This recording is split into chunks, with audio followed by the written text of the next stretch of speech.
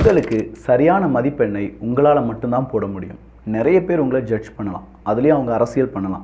அப்படிப்பட்ட ஒரு அரசியல் நமக்கு மட்டும் கிடையாதுங்க, சார்லி சாப்ளின் அவர்களுக்கே நடந்திருக்கு.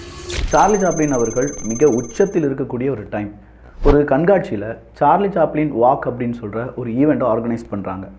அந்த ஈவெண்ட்டில் யாரெல்லாம் சார்லி சாப்ளின் மாதிரி நல்லா ட்ரெஸ் பண்ணிக்கிட்டு அவரே மாதிரி நடந்து அவரே மாதிரி ஆக்ட் பண்ணி காண்பித்தார்களோ அவங்களுக்கு பரிசு அப்படிங்கிறது அறிவிக்கப்பட்டிருக்கு.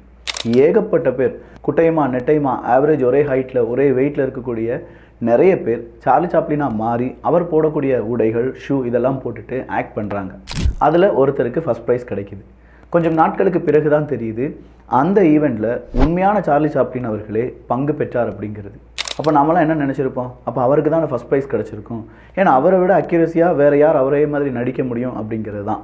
ஆனால் அவருக்கு கிடைத்தது முதல், இரண்டாவது, மூன்றாவது பரிசு எதுவுமே கிடையாது, 20வது பரிசு தான். அதாவது 20வது இடத்துக்கு தான் ஒரிஜினல் சார்லி சாப்ளின் அவர்கள் இருந்தாங்க.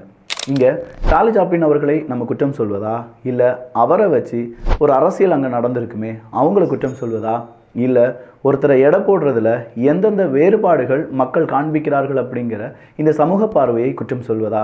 ஸோ நீங்கள் எப்போதுமே டாப்பாக இருக்கீங்க, நீங்கள் எப்போதுமே நல்லது செய்கிறீங்க, நீங்கள் உங்கள் மனசுக்கு பிடித்து யாருக்கும் எந்த கெடுதலும் இல்லாமல் நிறைய விஷயங்கள் செய்கிறீங்க அப்படின்னா நீங்கள் தான் பெஸ்ட். இதை அடுத்தவங்க ஜட்ஜ் பண்ணணும் அப்படின்னு நம்ம வாழ்ந்தோம்னா அவங்களுடைய ஜட்ஜ்மெண்ட் இப்படி தான் இருக்கும். முதல் பரிசு கிடைக்க வேண்டிய நமக்கு 20வது ப்ரைஸ் கிடைக்கும்.